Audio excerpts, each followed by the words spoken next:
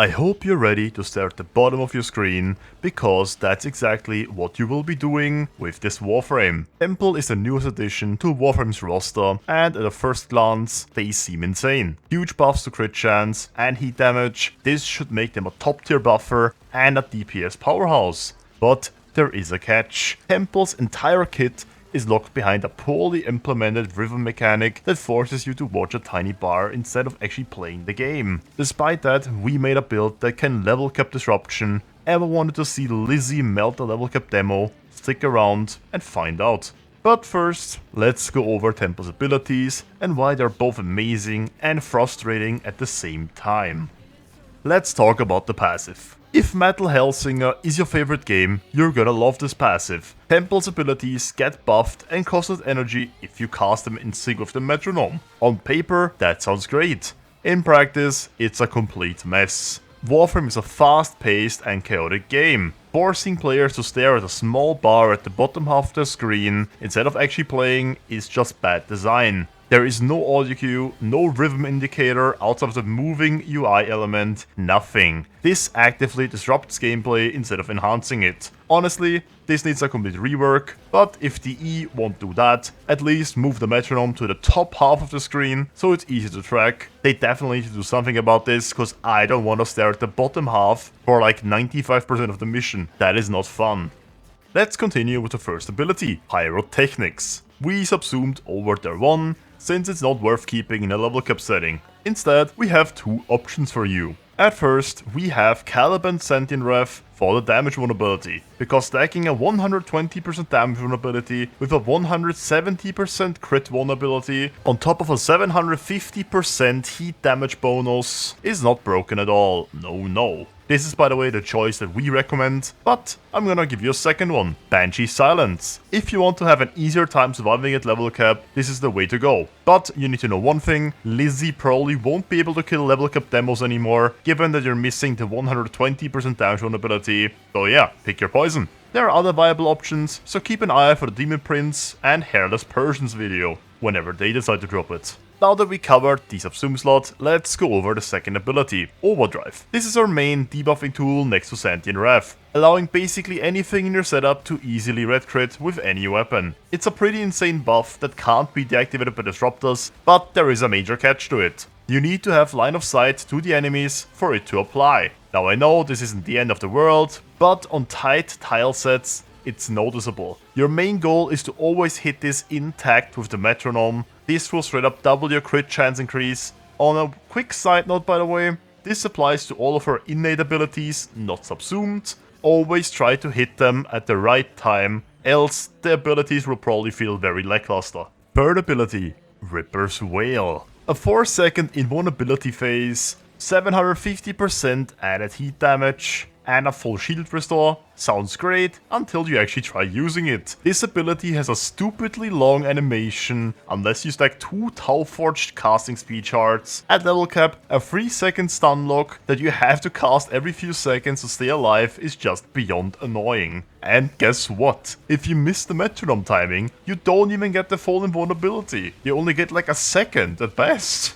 At high level content, this is beyond frustrating. You either play Temple perfectly or you die. Pretty fun, right? And finally, the fourth ability, Exalted Solo, aka Lizzie. Temple is a music-themed Warframe, so obviously their exalted weapon is a flamethrower? Not a sound cannon, not a sonic blaster, just fire. What was the thought process here? I don't quite get it, but to be fair, Lizzie is insanely strong with the right setup. It can melt level cap demolitionists, no questions asked, but there once again is a huge problem. If you aimed on sights, it changes your abilities. Now why is this bad? Because at level cap, this can screw you over hard. You might be trying to cast Ripper's Wail, but when you're aiming, suddenly you shot a cold projectile instead. Like cool, you can turn heat procs into blast, but that's about it. This desperately needs a change. Any change doesn't matter, a quality of life change. Temple has the potential to be an insane Warframe, but the metronome system just ruins it for them. If DE fixes the UI and actually adjusts the rhythm mechanic by giving us an audio cue, Temple could be an incredibly strong Warframe. Until then, prepare to spend half of the mission just staring at the bottom half of your screen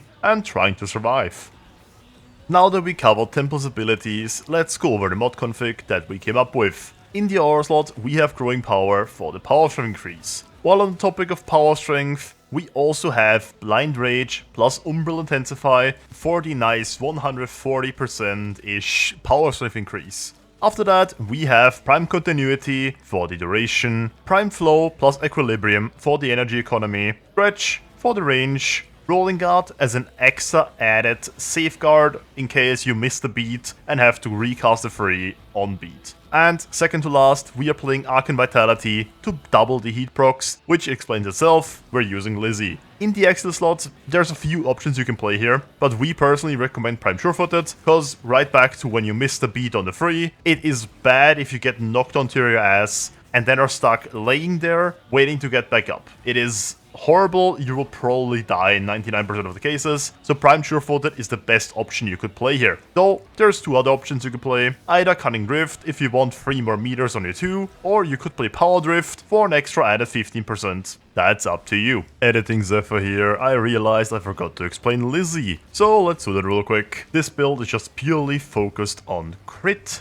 and heat damage, nothing else. In the Excel slot, we have Sinister Reach. I mean, you don't have to play it, but it is very nice to play, so we will recommend you playing this. It gives you a 27 meter range, the card just displays it wrong. And as for the Arcane that we're playing, we are using Primary Crux. Obvious why, 300% status chance, always good. As for the Arcanes, we are playing Mold Augmented for the 60% power strength increase to make stacking easier. And in the second slot, it's a choice of 2. Either Arcane Acceleration or Arcane Hotshot, though Arcane Hotshot is the better choice almost every time. As for the Arcane Shards, we are playing 2 Tauforged Yellows for casting speed, 2 Greens for the extra corrosive stacks, and 1 red for the 15% power strength. Play around with these, though this is the setup we recommend. Now that we covered Temple and their abilities, let's head over to the main DPS weapon. We choose Bursting Cannon since we personally think the whole heat thingy, it fits to Temple, and might as well. Now, what Incarnate evolutions did we choose for Bursting Cannon? First one explains itself, you can't change this one, we all have the same one. For the second one, we choose Forceful Finality because of the base multi-shot on the final burst. The other perk is just useless, we can't attain that. The third evolution, we have Ready Retaliation. This is for the reload speed increase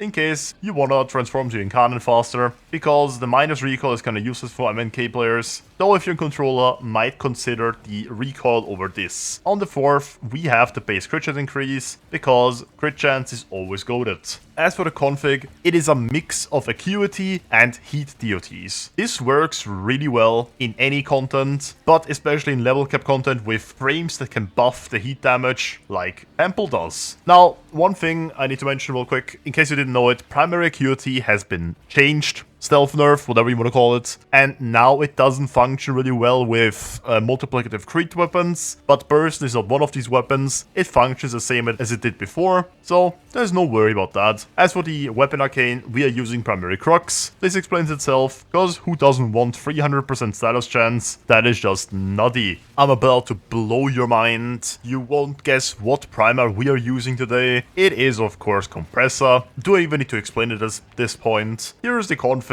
Replace the ribbon with more status chance or status duration, whatever you want. As for the melee, we are obviously using Arcatitron, cause why not? It's the same for Arcatitron, just replace the ribbon with the electricity mod and you should be fine. Both of these are just very solid options overall over the entire game. Compressor, great group primer and single target primer, and Arcatitron just clears entire groups like it doesn't care about them. So yeah, I would recommend getting them if you don't already have them. Now for the last 2 elements of our builds, the Hound and the Focus. As for the Hound, we already went over this exact loadout in our last video, so go check that out, but here's a quick rundown. It disarms everything, primes everything, and is just overall a huge quality of life booster. Here's a config, do with that what you want. Here's the bot totem, this is also just built for priming, so yeah. As for the focus class, choose whatever. I personally choose Madarai for the easy self-reses, though you could also choose Vazarin for even more survivability. This is completely up to you, and it honestly doesn't matter. Well, that covered all of her kit, plus all the configs that you need to know. I'm just gonna quickly talk about one more thing, and that is once again the metronome. Please, for the love of everything, DE, move that stuff either to the top of the screen, make it bigger, make it do a ticking sound every time it hits the middle, I don't care, but do something. As it is right now, it just disrupts the entire game flow, and this isn't a matter of skill or anything. If you don't actively pay attention to it, you're most likely gonna mistime your abilities, and you're just gonna do nothing. So yeah, if they could change it, that would be great, and if not, well, I'm not gonna touch this frame anymore. Don't get me wrong, it's extremely strong Warframe, but the mechanic behind it is just pure annoying for me. If you can look past it, well, that's good for you. I personally can't, so yeah, I'm just gonna wait for that rework. Come join our Discord server if you already haven't. There's plenty of giveaways that we do over there. And overall, just interact with my community, answer your questions that you may have. If that interests you, come join. And if not, hope you enjoyed the video. I'll see you next time. Peace out.